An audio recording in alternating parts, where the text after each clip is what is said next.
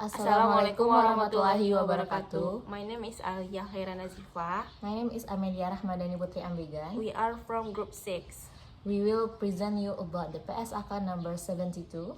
The topic is about revenue from the contract with customer. So enjoy the video. PSAK 72 Revenue from Contracts with Customer. So the background of PSAK number 72 is to provide a single comprehensive revenue recognition model for all contracts with customer to improve the comparability with industry, across industries, and across capital markets. And the revenue standard also contains principles that an entity will apply to determine the measurement of revenue and timing of when it is recognized. The scope of the standard. So the revenue standard applies to all contracts with customers, but there are 5 exceptions. The first one is about lease contracts, the second is insurance contracts, the third is financial instruments, and the fourth is non-monetary exchanges between entities in the same line of business to facilitate sales to customers, and the last one is certain guarantees within the scope of other standards. So that is the exceptions. There are 5-step approach that an entity will have to follow when applying the standard. The first step is to identify the contracts with the customer. The second one is identify the separate performance obligations in the contract. The third one is determine the transaction price.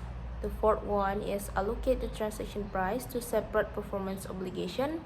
And the last step is to recognize revenue when each performance obligation is satisfied. The first step is identify the contracts with the customers. So what is a contract? A contract is an agreement between parties that creates enforceable rights and obligations. It can be written, oral, or implied by an entity's customary business practice. So generally, any agreement that creates enforceable rights and obligations will meet the definition of a contract. So an entity will apply the revenue standard to each contract with the customer when the 5 criteria are met. So the first one is the parties have approved the contract and intend to perform their respective obligation. Second one is each party's right regarding the goods or services to be transferred can be identified. The third one is the payment terms can be identified. The fourth one is the risk, timing, or amount of an entity's future cash flows are expected to change. And the last one, it is probable that the entity will collect the consideration to which it will be entitled in the exchange for goods or services transferred. So when these 5 criteria are met, entity can apply the revenue contract to a customer. The second step is identify the separate performance obligations in the contract. So a performance obligation is a promise to transfer a distinct good or service to a customer. So the promise can be explicit, implicit, or implied by an entity customary business practice. And the objective of identifying distinct performance obligation is to depict the transfer of goods or services to the customer. And identifying the performance obligations is more challenging when there are multiple explicit or implicit promises in a contract. The third step is determine the transaction price. So the transaction price is the amount of consideration that an entity expects to be entitled to in exchange for transferring promised goods or services to a customer, excluding amount of collected on behalf of a third party. For example, is sales taxes. Also, determining the transaction price is more complex if the arrangement involves a variable consideration, a significant financing component, a non-cash considerations, or a consideration payable to a customer. So there are the factors that makes the hard to determine the transaction price. Variable consideration and the constraint on revenue recognition. So the transaction price might include an element of consideration that is variable or contingent on the outcome of future events. There are some even maybe discount, rewards, rebates, credits, incentives, performance bonuses, and royalties.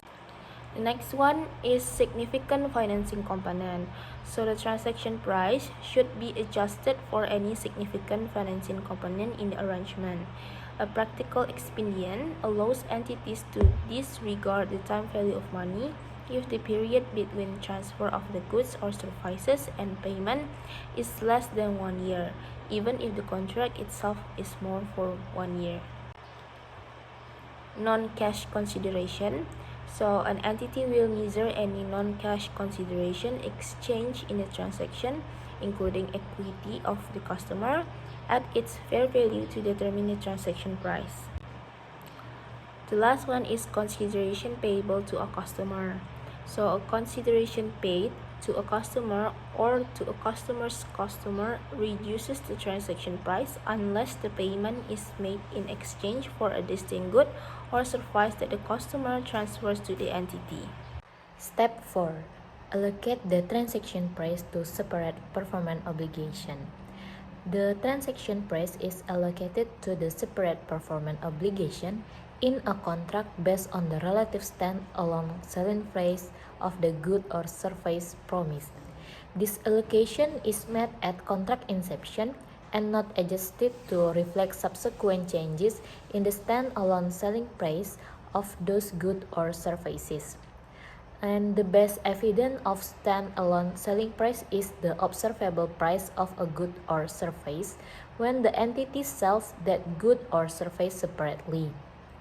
And management will need to estimate the selling price of goods or services that do not have an observable stand-alone selling price and should maximize the use of observable inputs when making that estimate.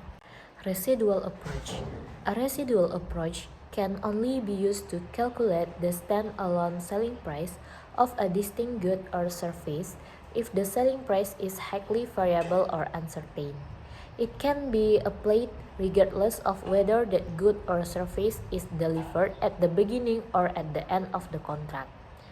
A selling price is highly variable when an entity sells the same good or service to different customers at or near the same time for a broad range of amount. The residual approach requires that an entity first determine if any discount need to be allocated to specific performance obligation in accordance with the guidance in allocating discount and variable consideration prior to using the residual approach to determine the stand-alone selling price of the remaining items. If discount is not allocated to specific performance obligation, management will allocate the discount proportionately to all performance obligation in the contract. Allocating discount and variable consideration. Discount and variable consideration will typically be allocated proportionately to all of the performance obligation in the contract. If certain conditions are met, a discount or variable consideration can be allocated to one or more separate performance obligation, rather than to all performance obligation in the arrangement. An entity should allocate a discount entirely to one or more performance obligation if all of the following criteria are met. The first, the entity regularly sells each distinct good or service or each bundle of distinct goods or services on a stand-alone basis. The second is the entity regularly sells on a stand-alone basis a bundle of some of those goods or services at a discount to the stand-alone selling price of the goods or services in the bundle. The last is the discount attributable to the bundle of goods or services is substantially the same as the discount in the contract. And changes in the estimate of variable consideration should be allocated entirely to a performance obligation or to a distinct good or service that form part of a single performance obligation if both of the following criteria are met. First is the variable payment relates to a specific performance obligation or outcome from satisfying that performance obligation. Second is allocating the variable amount of the consideration entirely to the separate performance obligation is consistent with the amount of consideration that the entity expects to be entitled to for satisfying that performance obligation after considering all other performance obligation and payment terms in the contract. Step 5. Recognize revenue when or as each performance obligation is satisfied. This is the final step in the model is recognition revenue. An entity will recognize revenue when or as a good or service is transferred to the customer and the customer obtain control of the good or service. Control of an asset refers to an entity's ability to direct the use of and obtain substantially all of the remaining benefit, that is the potential cash inflow or saving in outflows from the asset. An entity should determine at contract inception whether control of good or service is transferred over time or at a point in time. Performance obligation satisfied over time. An entity will recognize revenue over time if any of the following criteria are met. The first, customer concurrently receive and consume the benefits provided by the entity's performance as the entity performs. Second, the entity performs, creates or enhances a customer-controlled asset. And the last is the entity's performance doesn't create an asset with an alternative use and the entity has a right to payment for performance completed to that performance obligation satisfied at a point in time. An entity will recognize revenue at a point in time when control transfer for performance obligation that do not meet the criteria for recognition of revenue over time. To determine when a customer obtains control and an entity satisfies a performance obligation, the entity should consider the definition of transfer of control and the following indicators. The first is the entity has a present right to payment for the asset. The second is the entity has transferred legal title to the asset. The third, the entity has transferred physical possession of the asset. The fourth, the entity has transferred the significant risk and reward of ownership to the customer. And the last is the customer has accepted the asset. Measuring progress toward satisfying a performance obligation. For a performance obligation satisfied over time, the objective is to recognize revenue in a manner that depicts the transfer of control of the promised goods or services to the customer. The methods for measuring progress include: first is output method, such as units produced or delivered, contract milestones, or surveys of work performed, and input methods such as cost incurred, labor hours expended, time elapsed, or machine hours used. The entities using an input method to measure progress should exclude the effects of inputs that do not depict the transfer of control to the customer. Other consideration. Several issues exist beyond applying the 5 steps of the model. The revenue standard provides guidance in the following areas to assess entities in applying the model. Licenses. A license establishes a customer right related to an entity IP and the entity obligation related to this right. Licenses of IP include, among others, of software and technology rights, media and entertainment rights, franchise, patents, trademark, and copyrights. Licenses can vary significantly and include different features and economic characteristics which can lead to significant differences in the right provided. An entity should first consider the guidance for distinct performance obligation to determine if a license is distinct from other goods or services in an arrangement. An entity will combine licenses that are not distinct with other goods or services in the contract and recognize revenue when it satisfied the combined performance obligation. For example, of licenses that are not distinct include a license that is integral to the functionality of a tangible good, such as a software included on a hardware device, or a license that the customer can benefit from only in conjunction with a related service, such as access to online internet content. Distinct licenses that meet all of the following three criteria provide access to IP. The first is the licensor will undertake, either contractually or based on customary business practice, activities that significantly affect the IP to which the customer has right. The first criterion requires an assessment of whether a licensor might undertake activities that significantly affect the IP. These activities might result from published policies or customary practices, or they might be the result of the existence of a shared economic interest between the licensor and customer. The second is the licensor activities do not otherwise transfer for a good or service to the customer as they occur.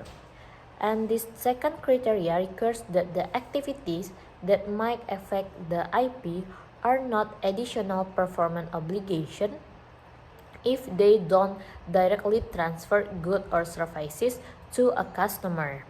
A customer might be affected by the activities because they affect the IP.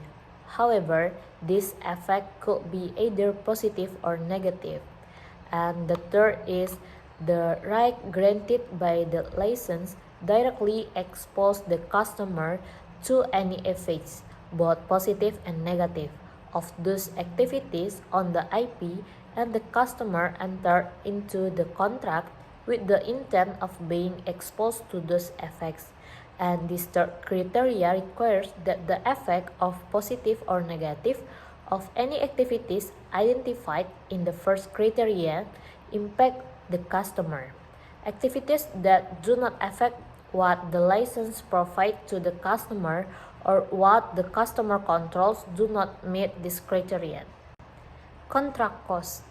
An entity should recognize an asset for the incremental cost to obtain a contract if management expects to recover this cost.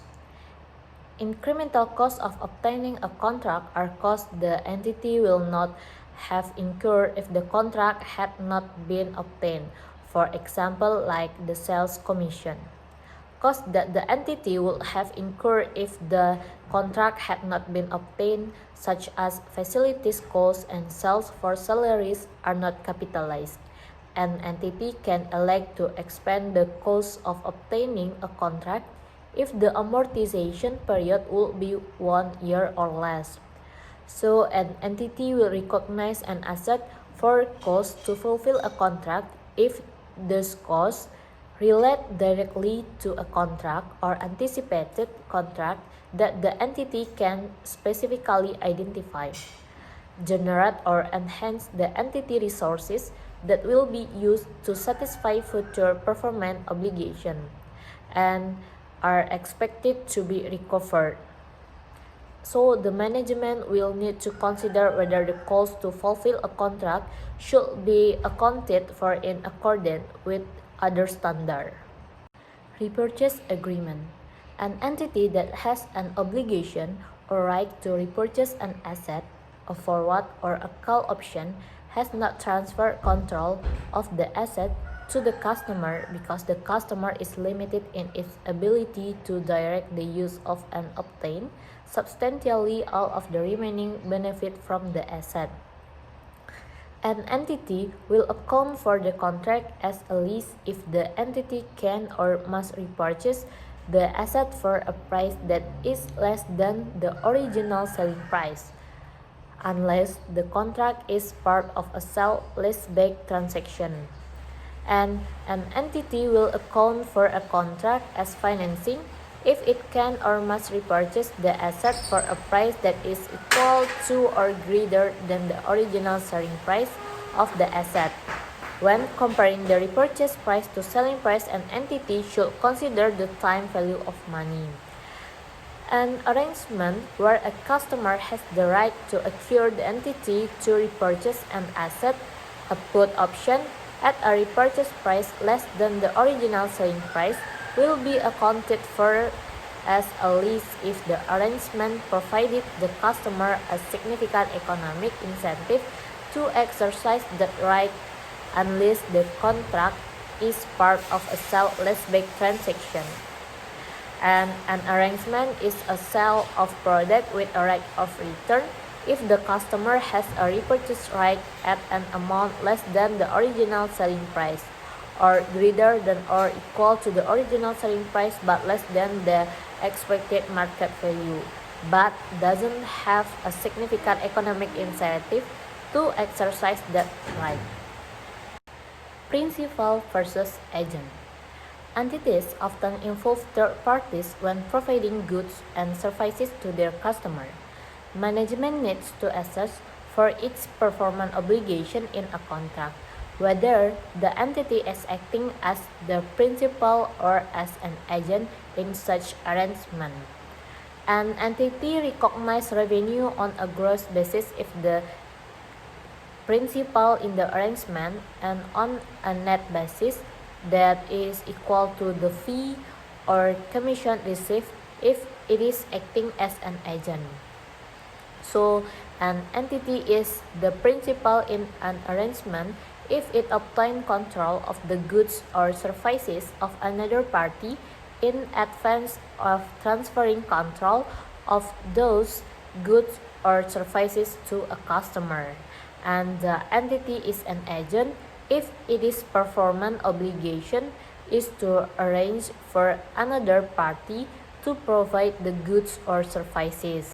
So there are some indicators that the entity is an agent that include the first is fulfillment. This is the entity doesn't have primary responsibility to fulfillment of the contract. Second is inventory risk. It means the entity doesn't have inventory risk at any point during the transaction, that is, before the order, during shipment, or upon return. The third is pricing. It means that the entity doesn't have discretion in establishing price for the other party's goods or services. The fourth is credit risk. The entity doesn't have customer credit risk for the amount of the receivable. And the last is commission. The entity consideration is the form of a commission. Option to acquire additional goods or services. Entities often grant customers the option to acquire additional goods or services free of charge or at a discount. This option might include customer award, credit, or other sales incentive and discount such as volume discount. An option gives rise to a separate performance obligation if it provides a material right to the customer that the customer would not receive without entering into the contract, and the entity will recognize revenue allocated to an option when the additional goods or services are transferred to the customer or the option expires. An example of a material right is a discount that is incremental to the range of discount typically given to a similar class of customer in the same market.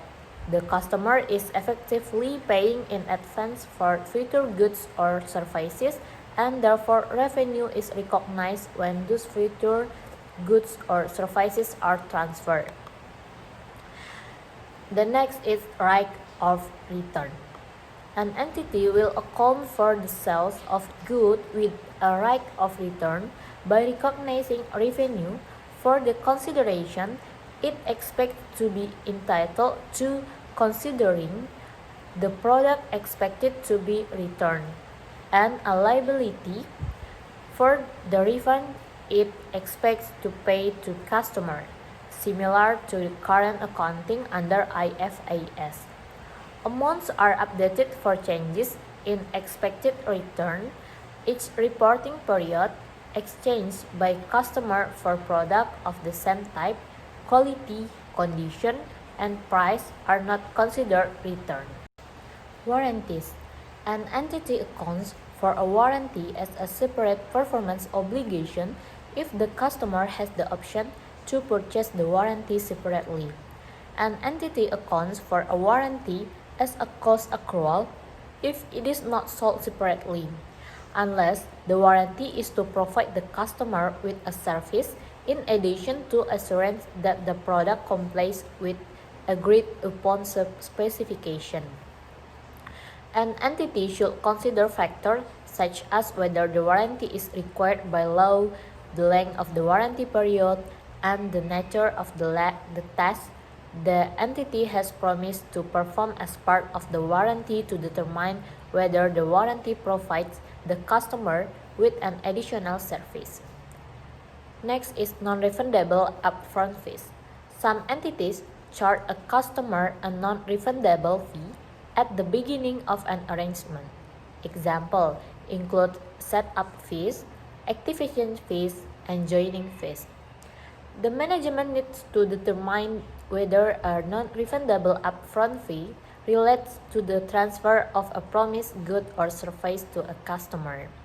A non-refundable upfront fee might relate to an activity undertaken or near contract inception. The upfront fee is recognized as revenue when goods or services are provided to the customer in the future. Bill and hold arrangement.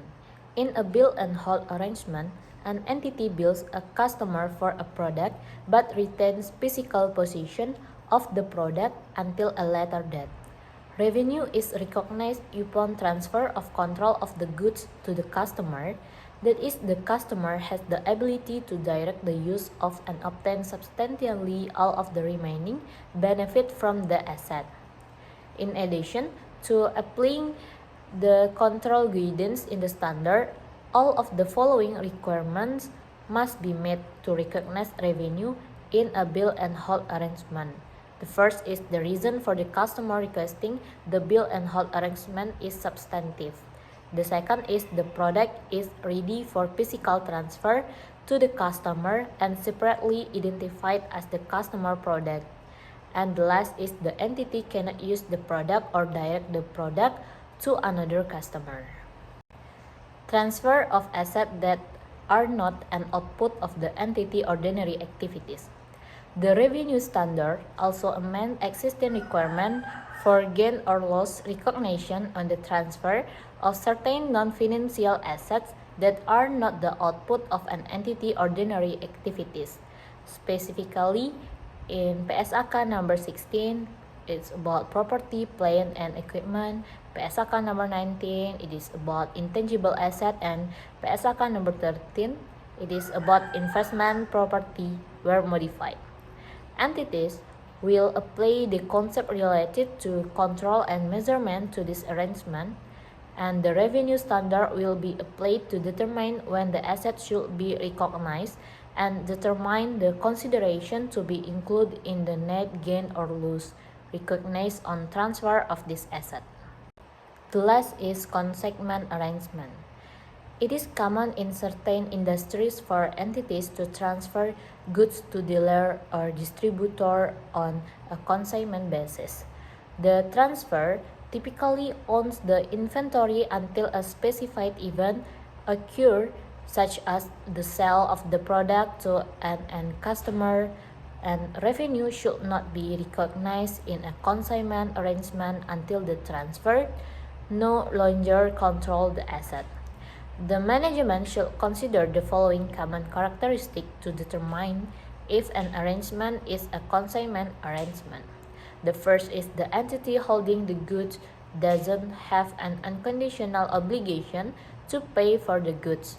The second is the entity can require return of the product or transfer to another distributor, which indicates that control has not transferred to the distributor. And the last is the goods are controlled by the entity until a specified event occurs. That's all our presentation. Thank you for watching. Don't forget to comment below. And Assalamualaikum Warahmatullahi warahmatullahi wabarakatuh. wabarakatuh.